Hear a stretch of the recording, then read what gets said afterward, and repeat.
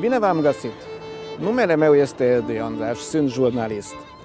M-am născut în Sfântul Gheorghe și trăiesc și acum în această localitate. Am avut ocazia să călătoresc în mai multe părți ale lumii, din Statele Unite, prin mai multe țări din Africa, până în jungla thailandeză.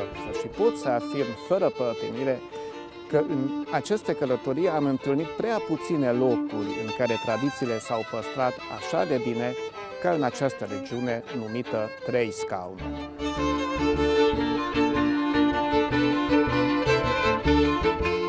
În acest film ne propunem să vă prezentăm acele tradiții și obiceiuri populare care nu numai că s-au conservat de-a lungul timpului, dar au cunoscut o adevărată renaștere datorită oamenilor din aceste părți care le duc mai departe.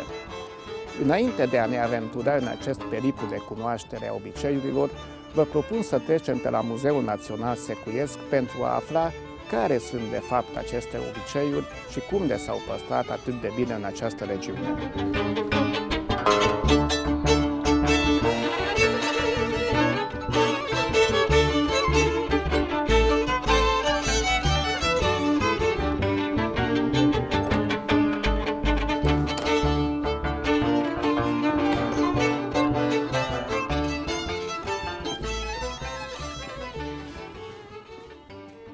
Professzor úr, mivel magyarázható, hogy Erdélynek a délkeleti részén, Székelyföldön, Háromszéken a népi mesterségek és a népszokások jobban megmaradtak, mint máshol?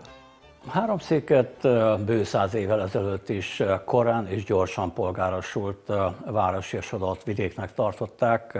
Ez annak is köszönhető volt, hogy Háromszék szomszédságában itt volt Barcaság, Brassó, tehát itt korábban polgárosodtak a falusi közösségek, és korábban terjedt el a protestantizmus is.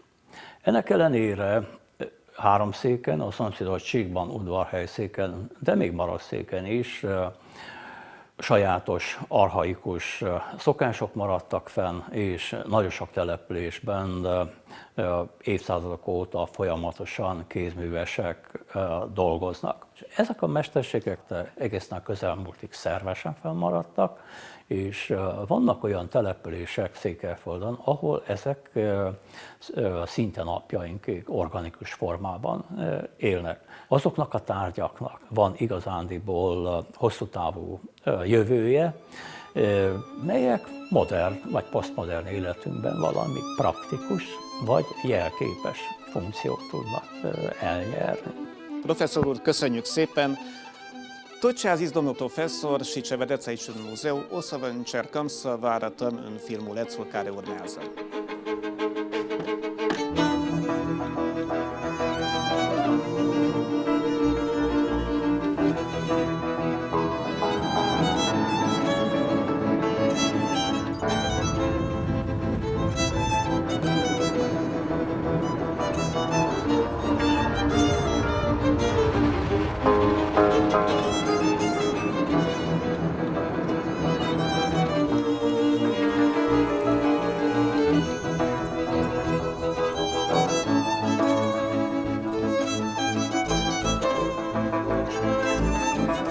Dacă avem pâine, avem de toate, spune o vorbă din străbun, foarte adevărată, mai ales în ținutul secuiesc, unde numai desertul nu se mănâncă cu pâine.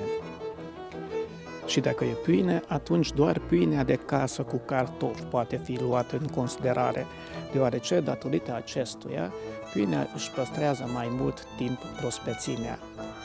În ținutul secuiesc, multe familii își coc și astăzi acasă pâinea aceea de toate zilele. Aici, la Vățanii Mici, vom afla și cum. Acesta este locul.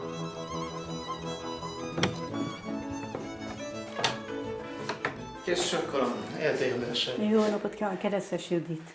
Majdnem lekéstük, látom itt a... Igen, sütésre készülünk. Miért, ezt tessék elmondani mindjárt, hogy miért kell ezt ilyen korán kezdeni? Miért? Hát úgy tanultuk, hogy korán felkelünk, amikor sütni akarunk. De honnan tanult egyébként? Anyósomtól tanultam itt a... Anyósától? Igen. Hát pedig én úgy tudtam, hogy a lány nem is mehet férjhez, ameddig nem tud kenyeret sütni. Hát ugye Barótról költöztem én idefél Kizsibacomba, és ott nem igen sütöttünk kenyeret, ha vásároltuk. Ja. És itt anyósom tanított, mert itt a Mallomba lakok én is. Kizsibacomba, és akkor a liszt kikerült, és így sütök én is minden héten. Hát egy ilyen sütéshez 15 kg lisztből szoktam sütni. Amelyből lesz 9-10 kenyér? Hát 9. Hogy miért kell bityóka a kenyérben? Hát azért, hogy nem szárad ki olyan hamar, és finomabb, így bityókáson. De mint a korábban nem tettek volna, tehát volt ennek valamilyen szerepe, hogy... Hát ezelőtt én már úgy hallottam, hogy tettek, azért szaporították. Mert kevesebb volt a búza, hogy nem volt annyi liszt, pityóka volt elég, és akkor ebben szaporították. Nem is szárad ki olyan hamar, finom. És milyen arányokat használ? Hát így a 15 kg liszthez teszünk egy olyan 8 literes fazik pityókat.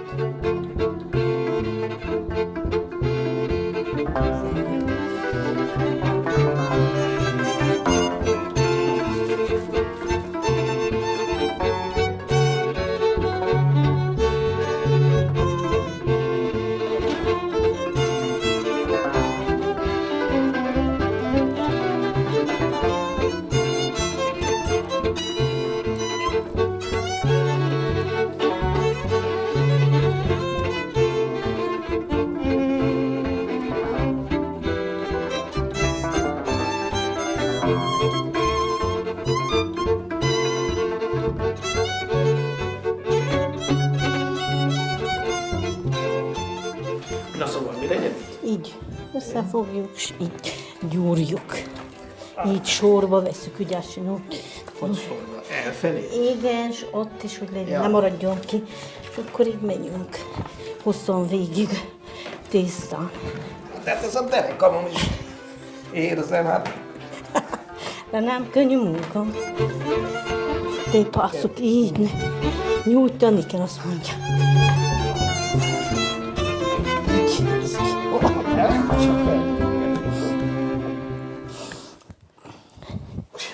Ja. Engedni kell csinálni. Hát, amíg az Eszter héja Mit megcseppen. csinál? Az árászolja megcseppen. Itt Azaz.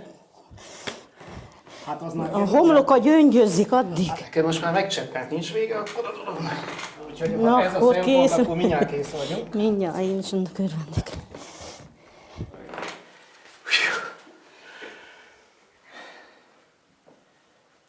Hát ez kemény meló.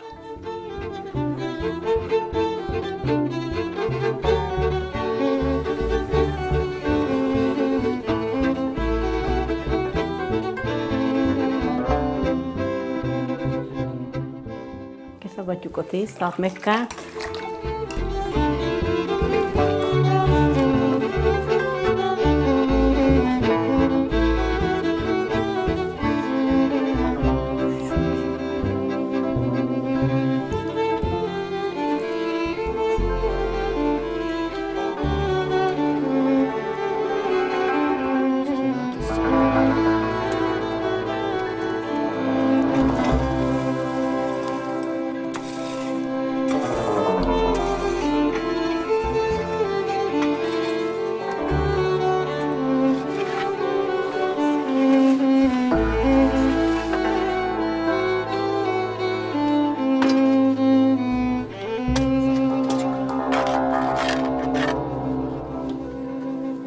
S-au aruncat deci 9 pâini în acest cuptor, care se consideră a fi un cuptor de mărime mijlocie. Sunt și cuptoare mai mari, în care încap 11, chiar 12 pâini. Este interesant de știut că dedesubt, sub această platformă, sunt sparte o grămadă de sticle care s-au pus atunci când s-a construit cuptorul pentru a mări capacitatea calorică și a menține timp de mai multe ore o temperatură de aproximativ 200 de grade Celsius. Ce rezultă de aici vom vedea peste 2 ore, timp de coacere a pâinilor.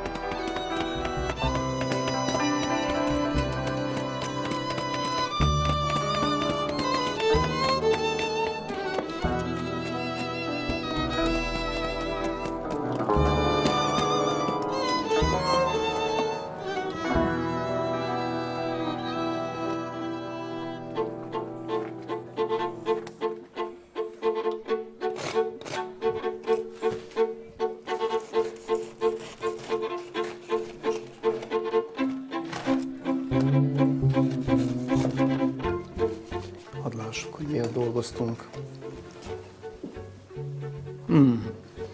După ce ai făcut munca asta timp de 6-7 ore, o să respecti mai mult pâinea de fiecare zi.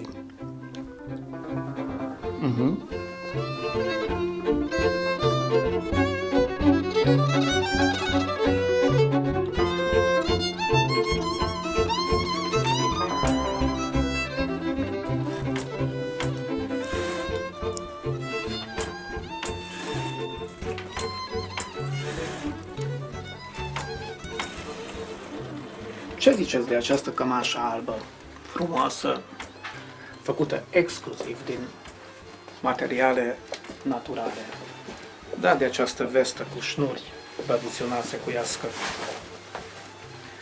Suntem la Bodoș, unde se fabrică porturi populare.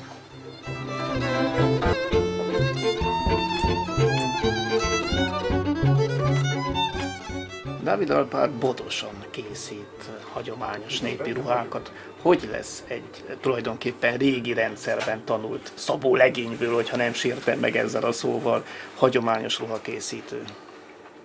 Hát az úgy indult, hogy rendelt szabóságot tanultam, férfi rendelt szabóságot, és ment egy darabig, amíg nem jött a nyomás a külföldi piacról, de úgy éreztem 2002-2003-ban, hogy váltani kell valami olyasmire, ami nem készül konfekcióiparba, vagy túl gyorsan, amire nincs akkora igény. És tehát attájt alakítottam át az egészet népviseleti műhelyé. Nem volt könnyű, de lassacskán kialakult. Megnéztem a régi képeken, könyveken, aztán a székelyruha az teljesen más volt. Azt megkérdeztem idős néniktől, hogy készülnek, elbontottuk a régi ruhákat. Hát tulajdonképpen a semmiből kellett megtanulni. A források mit mondtak, hogy kell csinálni egy székelyruhát? Minden faluban más. Korosztály szerint változik.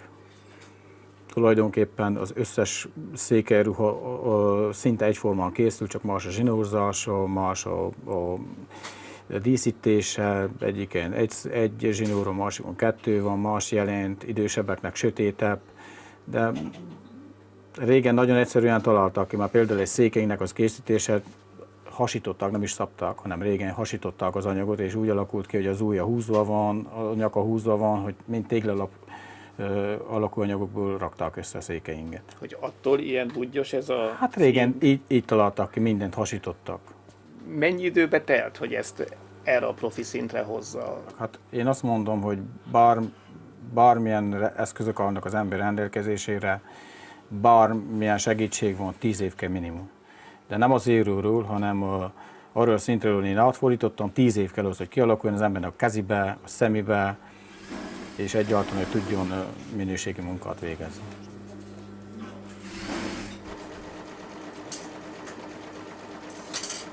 Honnan van hozzá a szövetmet? Hát ez hagyományos gyapjúszövet, amiből a mellény készül, vízzel ványul gyapjúszövet, kovásznán készül.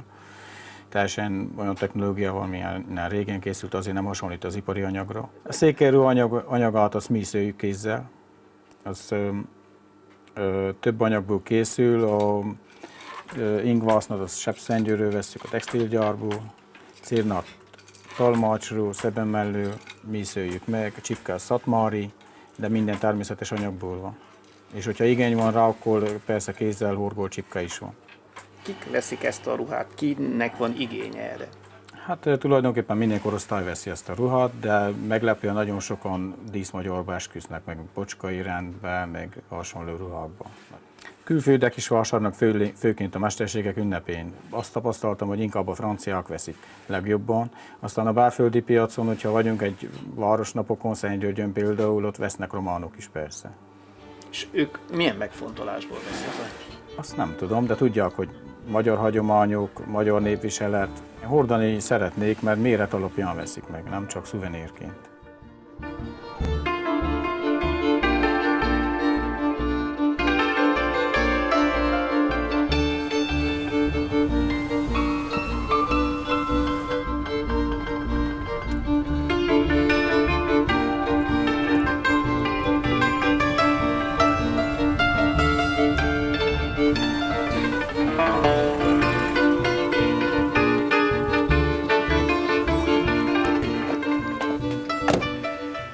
Pe vremea grecilor s-a pus în gura morților pentru îmblânzirea zeilor.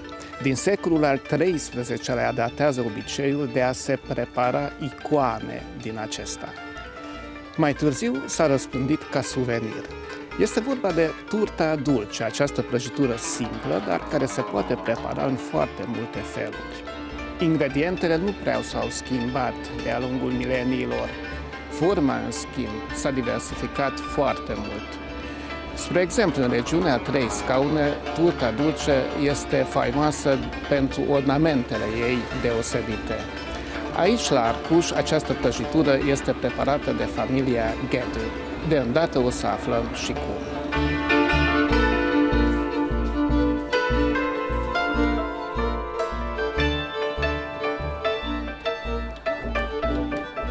Kész sokkolom. Látom, hogy már folyik itt a munka. Lemaradtunk valamiről? Nem. Hogy kezdődött Gedőéknél a mézes kalács készítés? Készítés? Hát ez még a régi rossz Ceausescu világba kezdődött, amikor tudván nem lehetett kapni ajándékot a gyerekeknek karácsonyra és Mikulásra. Ez ezelőtt 30 évvel volt. Én már fiatal kislánykoromban szerettem foglalkozni a sütésekkel. A férjem meg képzőművészetit végzett, nagyon jó kézügyessége volt is. Arra gondoltuk, hogy összetesszük a tudásunkat, és kihozzunk belőle valamit. És így megszületett a mézes kalács készítése. 30 évvel ezelőtt nem itt tartottunk. Honnan voltak eszközök abban az időben? Hát felszerelés az onnan volt, hogy a férjem mérnök ember lévén megtervezte a bizonyos formákat, pléből meghajlította ezeket a formákat, és az úgy készült. Nagy hagyomány volt régen, hogy vásárba eljártak az emberek, és akkor a gyerekeknek ez volt, mert úgy is hívták, hogy a vásárfia, hogy hoztak vásárfiát. Az egyik jellegzetessége ez, hogy minden vásárban régen mézes kalácsot árultak, mint vásárfiát. És van egy különleges, amit tudok, hogy azt itt háromszéken készítették, a tükrös mézes kalács, annak az volt a szerepe, hogy azt a lányoknak vitték a fiúk, a kedvesük, és hogy abban a tükrben meg tudták nézni a lányok, hogy milyen szépek. Ha minket meghívtak egy esküvőre, akkor rendelhetünk egy esküvőre való mézes kalácsot? Van ilyen, hogy esküvőben adható mézes? Igen, lehet rendelni, persze. És az milyen formájú kéne legyen akkor? Hát én szerintem az szív.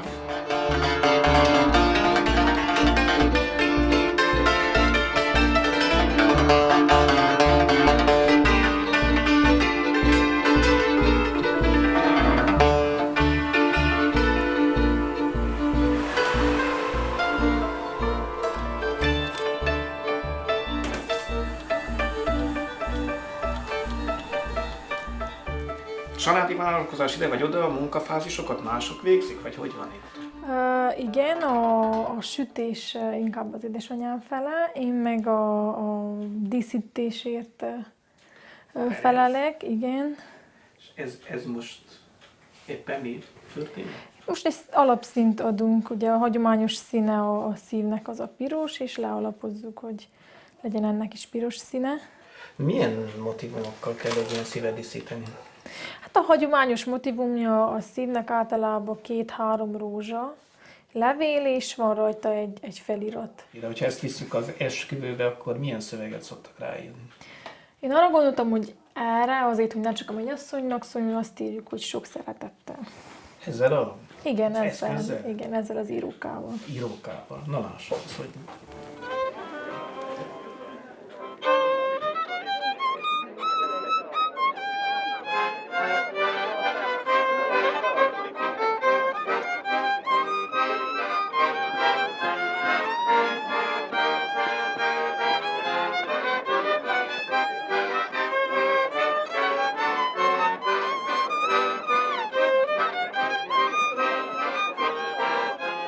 Cernatul este o localitate situată între Târgu Secuiesc și Sfântul Gheorghe, mai aproape de Târgu Secuiesc.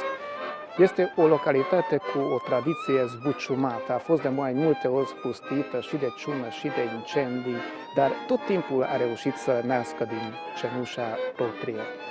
Este o localitate unde tradițiile multiseculare trăiesc și astăzi.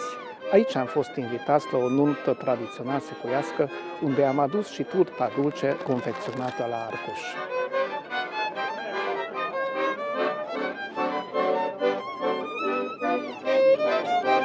La casa băiatului deja se cântă, aici se adună oaspeții, dar noi mergem mai întâi să vedem ce face mireasa. Poate o prindem cum se îmbracă.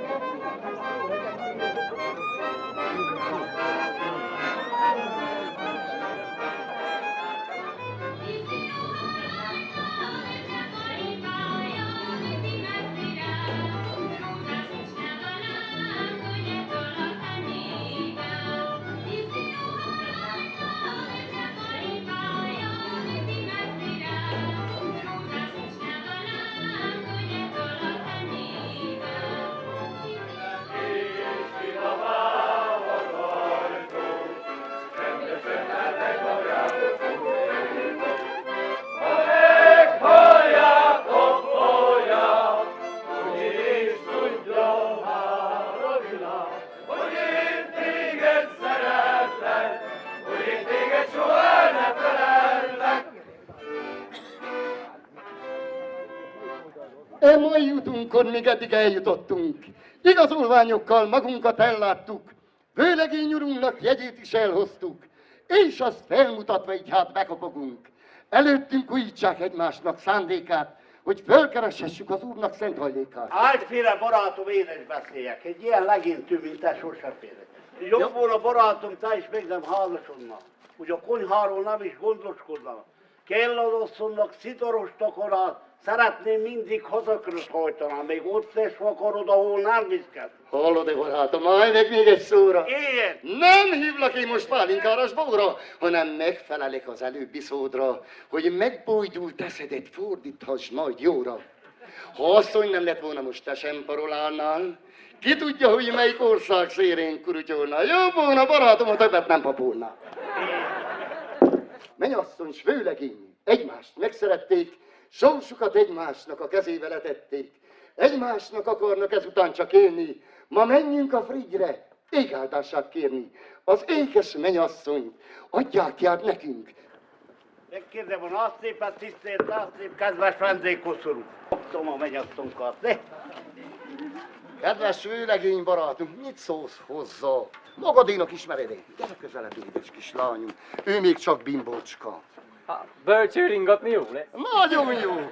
Látok egy kicsit hátrább, bocsánat, mert friss mennyasszony tudok. Ügyek, talprás. Magadénak ismered is fűbőlegény. Hát elfogadjuk mosogatni, kapalni. Gyere, állj meg! Tegnap Gyere! este nem ezt mondtad? Lenne vezessük, hogy Mondja tudjon meg az kezelni. igazat, drága. Na, vőlegény, mert ezt előről, hátulról, alulról meg kell tapogatni meg. Hát tovább. Néha. A Nem kettő az lesz, sok hogy minden önként drág. tudatszom magát. Na, én fűbőlegény. Én megjártam 3-szor magamot. Nekem tetszik, neked tetszik-e? Igen, Kedves vőlegény Magadénak barát, ismered-e? igen, magam is. magadénak ismeri. Gyere csak közre. Magadénak. Mondjad neki. Ékes virágszálunk urugnak edesse. Gyorsan dobban a percbe a szíved, mert az lesz a tép, kis szíved szeret. Jár a boldog útra, Isten színe elé, mert kiki a hüpárját csak is ott megveri. Na, te puszívas.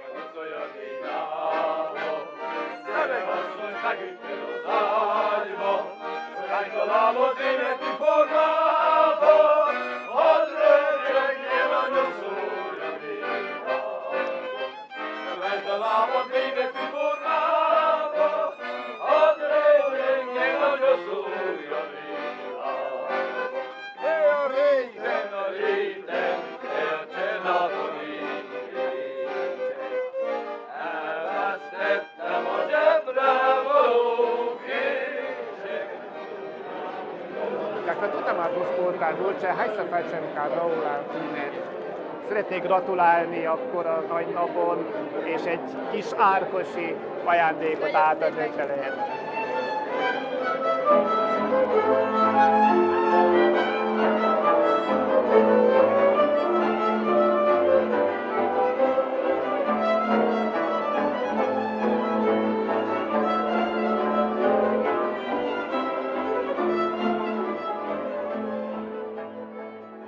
După o nuntă ca aceasta, nu avem cum să plecăm de aici fără să ne uităm jur împrejur în localitate. În secolul al XXI-lea suntem martorii unei adevărate renașteri a artei sculpturii în lemn, datorată, printre altele, și activității atelierului Hosman, unde de peste 50 de ani se meșteresc cu mare măiestrie porți secuiești și alte obiecte decorative.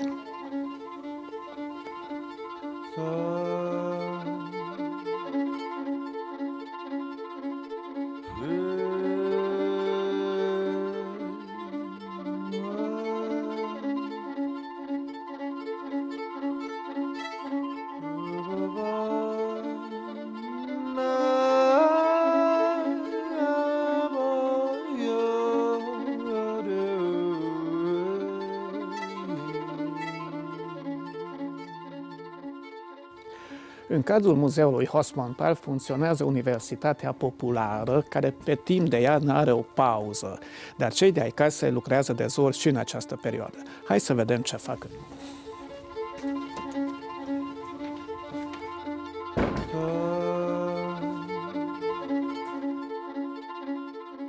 Pali bácsi, mi az, amivel most itt foglalkoznak?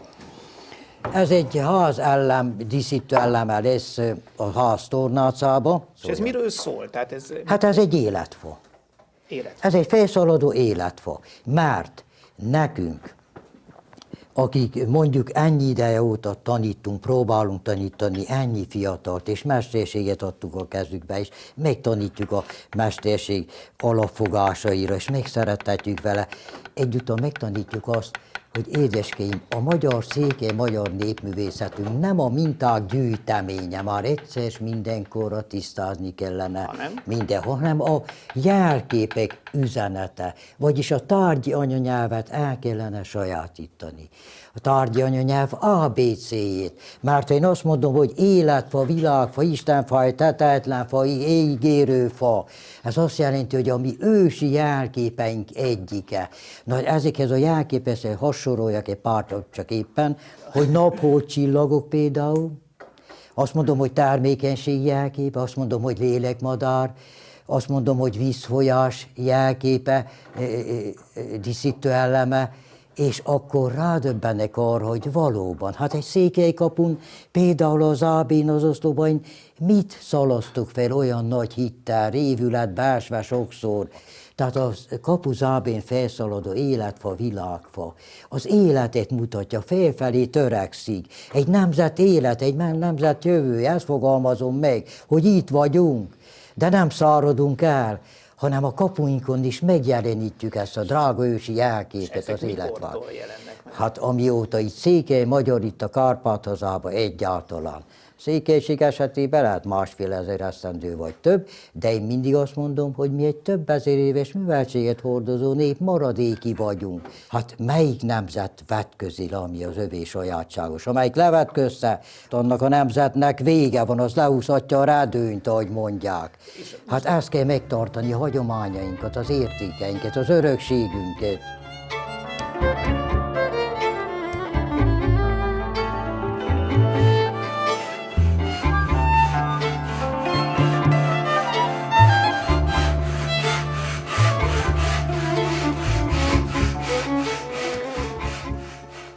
Ugye már mennyi időbe telik, hogy egy ilyen kopjafát mondjuk elejétől végig kifaragjanak? Hát 3 nap alatt rendszerint, ha valakit a Jóisten elszólít az élek sorából, eltemetik. Na most arra ott kell legyen a annak fa? rendszerint a fejfakkorra ott kell álljon az ő sírja büteinél, ugye? És kapnak erre is, lehet, hogy nem jó szó ez, de rendelés? Tehát ez hogyne, hát hogyne. napi rendelés? Fejfára mindig van igény, mert mondottam, az élet véges. Menjünk el egy ősi temetőbe, nagyon sok szép öreg fejfa van, és ott annyit tanul az ember minden évben, mert valaki közeli halottunk van ott, minden évben felfedezünk egy-egy olyan fejfát, amit tudunk, hogy a miénké, és megbízható tiszta forrásból van ott még. Mivel elpusztulna, rajzolni kell, fényképezni kell, és be kell faragni a most épülő vagy készíthető fejfák felületére.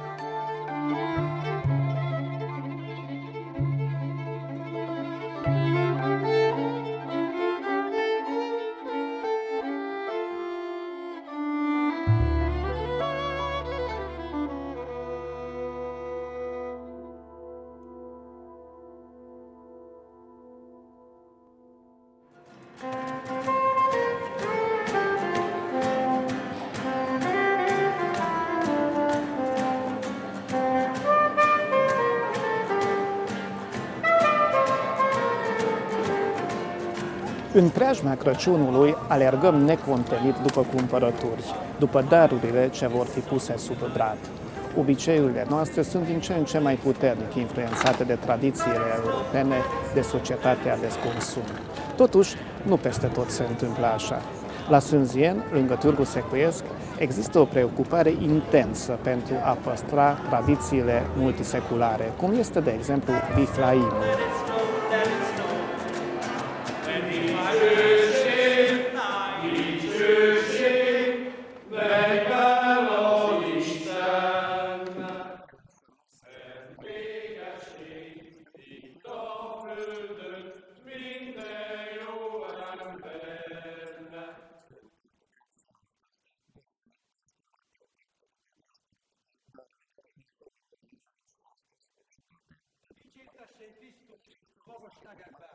Ki kegyelmeteket hagyta egészségben, tartsa és maradta végig az életben, mind itt, mind mennyben, vég nélküli örömben.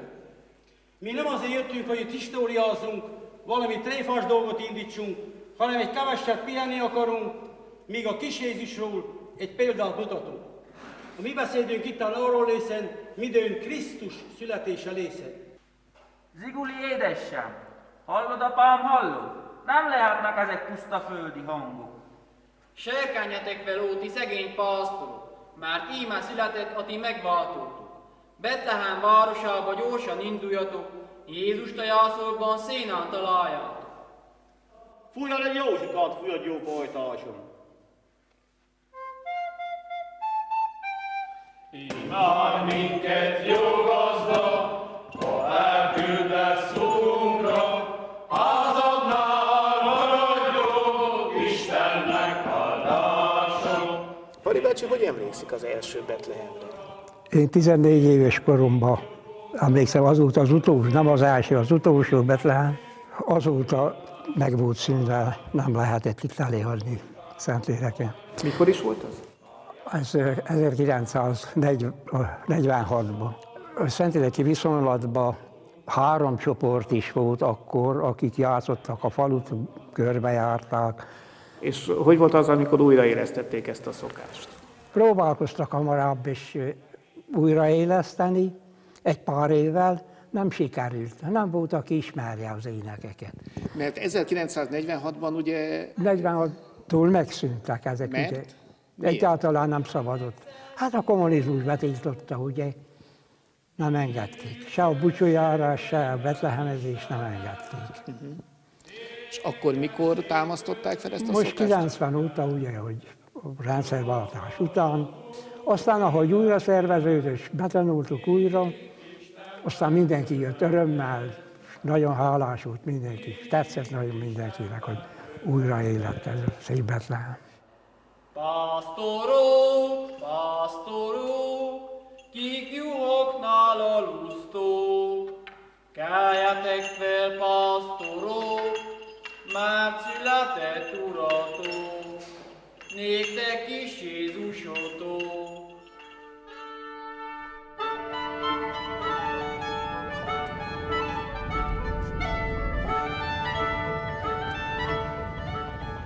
acolo unde mergem acum de 14 generații se transmite din tată în fiu arta picturii și sculpturii mobilierului.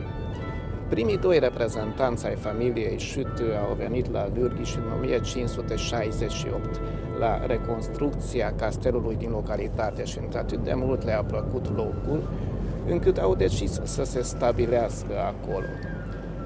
De aproape 500 de ani, descendenții acestei familii cioplesc la Vârghiș piese de mobilier unice, pe care le pictează după o rețetă proprie.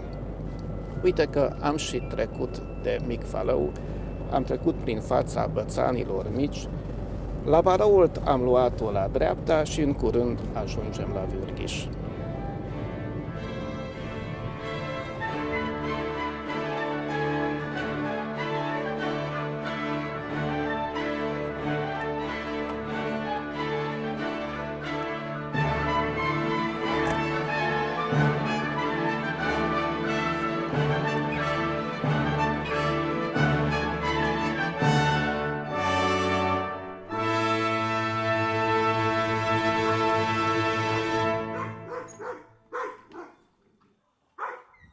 Nem csalás és nem ámítás, kérem. Azt írja, a fiatfalvi eredetű vargyasi asztalos sütő családfája.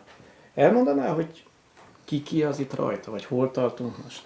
Hát az első két sütőmester, legény sütő János és József, ők 1568-ban érkeztek Vargyasra. A Daniel kastélynak a tetőzetét építették újra, bébútoroztak, Fiatfalváról Székely keresztül Bánlőtat, nem jöttek olyan nagyon-nagyon messziről. A munkájuk végeztével a faluban aztán letelepedett ez a két mesterember, és utána 15 nemzedéken keresztül apáról fiúra sikerült továbbadni az ő mesterségüket. Most jelen pillanatban 5-ön aktiválunk a családból, tehát nagybátyám, édesapám, én és a 2 öcsém. Legalább egy fiú mindig volt, aki meg is tanulta és tovább is adta. Tehát voltak olyanok, akik nem vitték tovább a családi mesterséget. Az utóbbi időben, a mi esetünkben ez nem tevődött fel kérdésként, tehát annyira tényleg az anyatáján magunkba szívtuk, hogy vittük tovább. Itt egy kisebb múzeum van. Körbenézhetnénk, hogy mit látunk itt? Igen, hát az elődünk munkái, amik itten ki vannak állítva, így nézett ki valahogy egy hagyományos székely tiszta szoba. A bútorok, amik itt láthatók, nagyjából ezek készülnek ma is a családunkban, tehát máják ezek. Milyen bútorok, hadd lássuk? A ládák elsősorban, tehát látható legkisebb mérettől egészen nagy kelengyés ládáig, vagy hozományos ládáig mindenféle méretben készülnek a ládák. A saroktékat hagyományosan ugye italtárolásra használták. Most is az van? Most is az rendeltetésszerűen van használva. Hát így kell kinézzen egy rendes saroktéka. Kivétel főként katolikus vidékeken, ahol a Biblia egy kicsivel fontosabb volt, ott a Bibliát tárolták a saroktékába. Itt van a vetett ágy, nagyon fontos eleme a tiszta szobának, a családnak az anyagi helyzetét, a státuszát mutatta, tehát minél magasabb volt, minél több ilyen szép szőttes párna volt rajta, annál gazdagabb volt a család. Előtte a vendégvárópad. Talán a legérdekesebb hagyományos darabjaink a kontyos vagy mondószékek, ezek a család hangulatáról beszéltek, tehát ebben a helyzetben a kontyos székek azt mondták, hogy itt békesség van a családban. Ha viszont a szülők ugye összeződlentek, összevesztek, ez régen is előfordult, nem egy új találmány, akkor megcserélték a székeket, vagy a gyerek megcserélte a székeket. Veszekedősebb családnál akár úgy is történhetett, hogy külön a háttámlát lehetett megcserélni, ez egy gyorsabb eljárás volt. És akkor a két szék már azt mondta a belépőnek, a vendégnek, hogy most nem a legmegfelelőbb pillanatban érkeztél, és ő ezt azonnal jelezte is azzal, hogy jó napot kívánok, majd aztán még visszajövök, megfordult és szépen ment tovább felé. Miből készítik a festékeket? Az elődeink saját maguknak állították elő, és mai napig is használjuk a hagyományos családi receptet. Ez a festéktörőkő amúgy a legrégebbi eszközünk, szerszámunk, ami már bizonyíték arra, hogy az elődeink a bútort festették is. A bal felső sarkában látható az 1680-as évszám, Sütő Józsefre utaló felirat. Másik oldalon ugyanígy 1754-ben Sütő István nevű elődünk faragta rá a nevét. Ezen az oldalon készültek a színek a két kisebb őrlőkővel, borították a mindenféle színes ásványokat, amiket gyűjtögettek.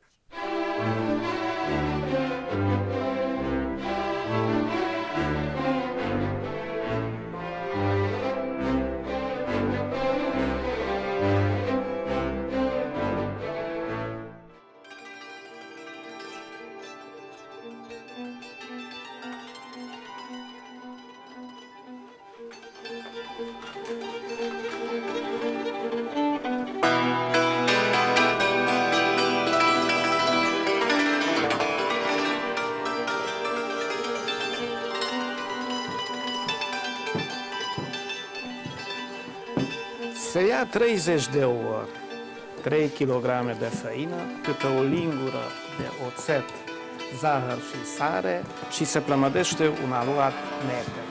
Aceasta se întinde, se taie în fâșii de câte un deget și jumătate și se prăjește în ulei fierbinte. Așa începe rețeta crengii împodobite. La Micfălău există o tradiție veche a acestei prăjituri deosebite care s-a propagat în special ca dar de nuntă. Este unicat și se prepară doar aici. Mi is ennek a rakottágnak az igaz története? Ez a rakottágos díj 200 évre nyúlik vissza, ugyanis 1812-ben költözött ki a falu a régi helyéről, a Simeon Borvisztől, ide a mai helyre.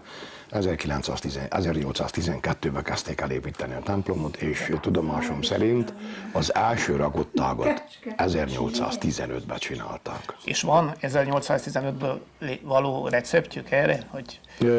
Írott részünk nincsen.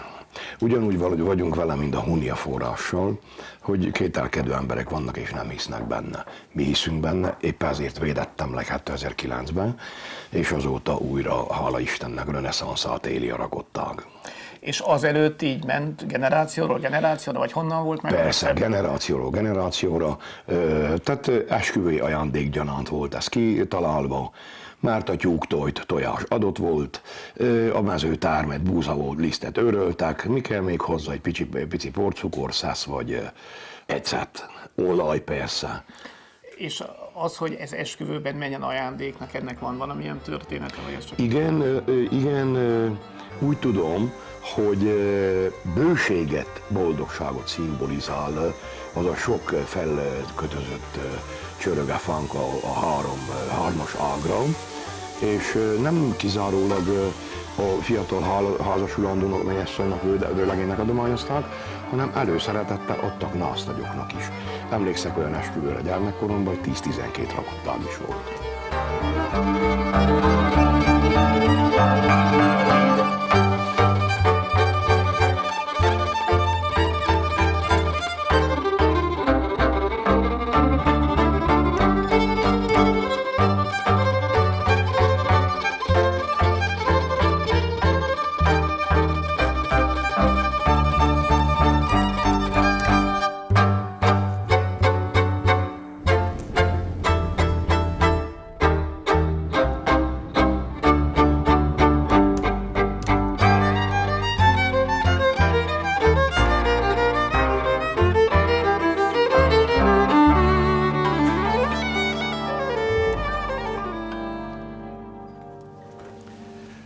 În gerul praznic de iarnă, un soi de pălincă este oricând binevenit. La Ușdula se distilează sute de litri de zeamă, în special din prune. În localitate și înainte se fierbea pălincă în oale mari de cupru sau teracotă. Azi ne aflăm la cel mai în vârstă om care fierbe pălincă în regiunea Trei Scaune. László Ödön are 80 de ani și a mostrărit meseria, atenție, de la mama lui. Ödi bácsi, én úgy tudtam eddig, hogy a pálinka főzés az egy férfi szakma. Hogyan jó anyja főzte a pálinkát a családban? Mi nagyon-nagyon régi pálinkafőzősök vagyunk, mert az édesapám főzte már 44-ben a pálinkát. Édesanyám egy üzleti nő volt, apám pedig egy részéges ember volt. Na, meg van értelme. Ilyen egyszerű a dolog? Egyszerű, na. El tetszik-e mondani, hogy ez az eszköz pontosan hogy működik? Igen. A cepre itt öntődik be az üsbe. Ezen a kapákot levesszük, és itt belöntsük a szeprét, akkor tüzet teszünk alája, és ahogy melegedik, mert az üstöt körbeveszi egy köppen, vízköppen, úgy mondjuk neki, az tele van vízzel, 90 liter víz megy bele a köppenbe. És ahogy a tüzet alája tesszük, és melegedik az a köppenbe a víz, úgy melegíti a ceprét. Itten van egy horgoscső, és a gőz azon keresztül megy be a ceprébe. Mikor a cepre annyira fölmelegedett, a párája a sisakon itt keresztül, és a csőn keresztül megy a tartányba. A tartányba van, a víztartányba, egy spirál.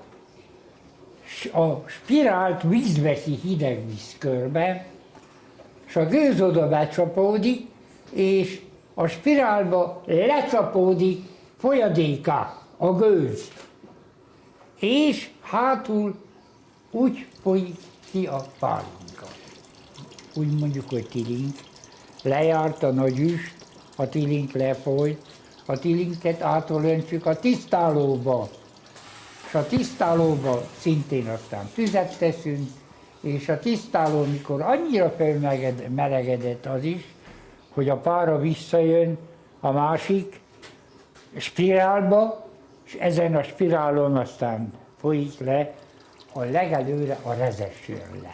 És az mi is a rezes? Az a rezes, az a pálinkának az első része, és azért mondják rezes, mert a cső részből van a spirál is, a lefolyó cső is, és annak a részcsőnek részgálica van. És előre ugye lemossa azt a részgálicot, egy olyan literné úgy jön le, és azért mondják, hogy a rezes, mert részgálica, és nem iható.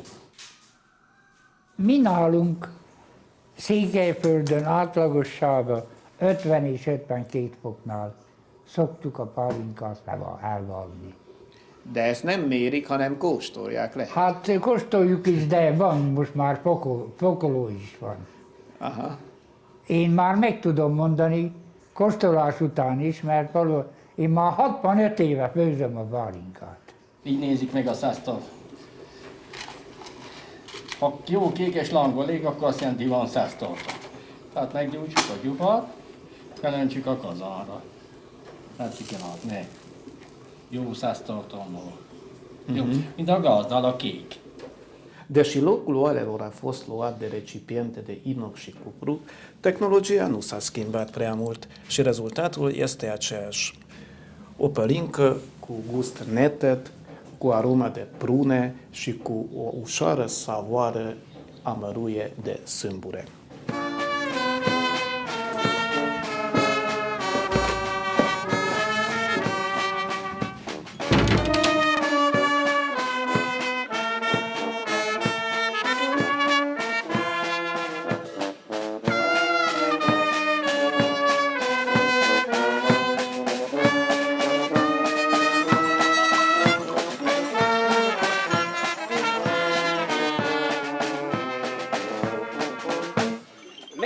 Tisztelt egybegyűlt bölöniek, kedves vendégek, ifjak és öregek!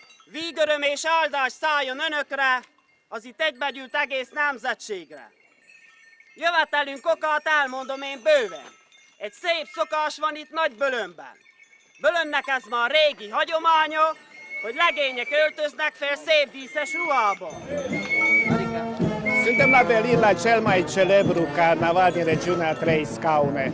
Aici nici măcar comunismul n-a reușit să întrerupă această tradiție străveche care marchează sfârșitul iernii, începutul primăverii, simbolizând fertilitatea și perioada procreării.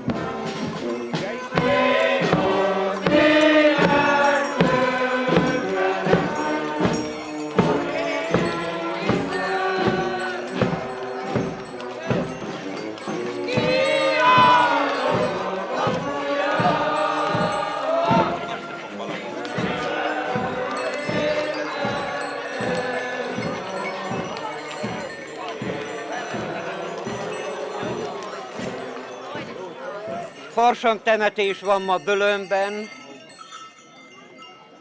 temetünk valamit. Nem halottat, nem is egy kort, hanem temetni szeretnénk azt, amit jelent maga a farsang, hogy a hosszabb sötétség, a rossz, a gonosz tűnjön a világból, egyre nyúlnak majd a nappalok, a fény veszi hatalmába, birtokba a világot, az emberek szívét.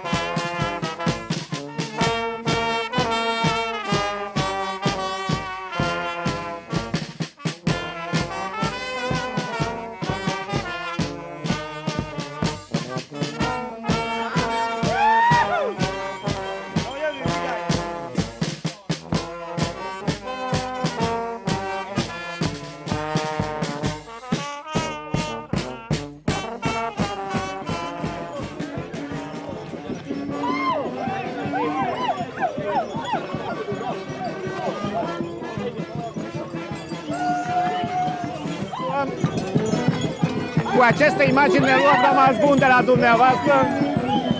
N-am rug. Și vă invităm să faceți o vizită în regiune, să vă convingeți singuri cât de bine s-au păstrat tradițiile în Ținutul Secuiesc. La revedere!